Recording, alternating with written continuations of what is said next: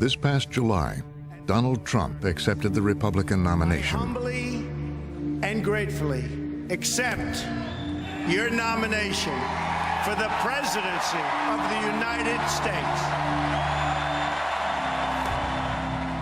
It was a moment of vindication for a candidate who had climbed back from a bitter public humiliation.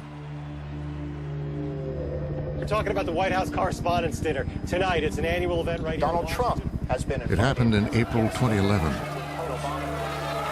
at one of Washington, D.C.'s most glamorous nights.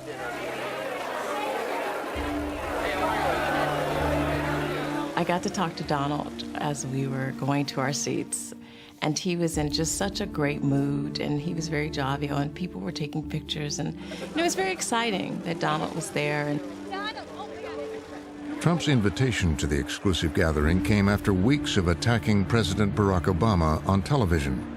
You are not allowed to be a president if you're not born in this country. He may not have been born in this country. But there's something on that person, maybe religion, maybe it says he's a Muslim, I don't know. Maybe he doesn't want that, or he may not have one. But I will tell you this, if he wasn't born in this country, it's one of the great scams of all time. Absolutely. But that night, in front of Washington's journalists, politicians, and power brokers, Obama would hit back. President Obama takes the microphone. All right, everybody, please have a seat. Donald Trump is here tonight. And proceeds to fillet Donald publicly. No one is happier, no one is prouder to put this birth certificate matter to rest than the Donald. And that's because he can finally get back to focusing on the issues that matter. Like, did we fake the moon landing? I was sitting 20 feet from him, and just the look of discomfort on his face. What really happened in Roswell? And where are Biggie and Tupac? Donald's face was so incredibly serious. It was so incredibly he just put on a poker face. I was 2 tables away from Trump. The conventional way in Washington of absorbing a joke at the White House Correspondents' Dinner is to keep your chin up and at least pretend to have a sense of humor about it, even if you go cry into your pillow that night. Trump was steaming. His face was all locked in. He was not having a good time. All kidding aside, obviously we all know about your credentials and breadth of experience. For example, no, seriously, just recently in an episode of Celebrity Apprentice at the steakhouse, the men's cooking team did not impress the judges from Omaha Steaks. And there was a lot of blame to go around, but you, Mr. Trump, recognized that the real problem was a lack of leadership. And so ultimately you didn't blame Little John or Meatloaf. You fired Gary Busey. And these are the kind of decisions that would keep me up at night. And he's being treated like a piñata by the President of the United States. And I think he felt humiliated.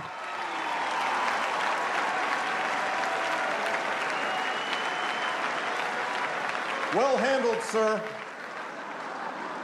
Well handled. But it just kept going, and he just kept hammering him. And I thought, oh, Barack Obama is starting something that I don't know if he'll be able to finish. Say what you will about Mr. Trump. He certainly would bring some change to the White House.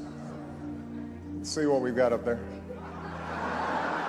Donald dreads humiliation, and he dreads shame. And this is why he often attempts to humiliate and shame other people. So in the case of the president ridiculing him, I think this was intolerable for Donald Trump. I think that is the night that he resolves to run for president. I think that he is kind of motivated by it. Maybe I'll just run. Maybe I'll show them all. Every critic, every detractor will have to bow down to President Trump. It's everyone who's ever doubted Donald, whoever disagreed, whoever challenged him. It is the ultimate revenge to become the most powerful man in the universe. God bless you, and may God bless the United States of America.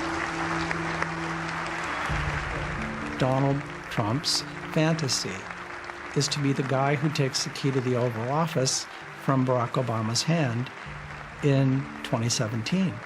And it's personal. This is a burning personal need that he has to redeem himself from being humiliated by the first black president.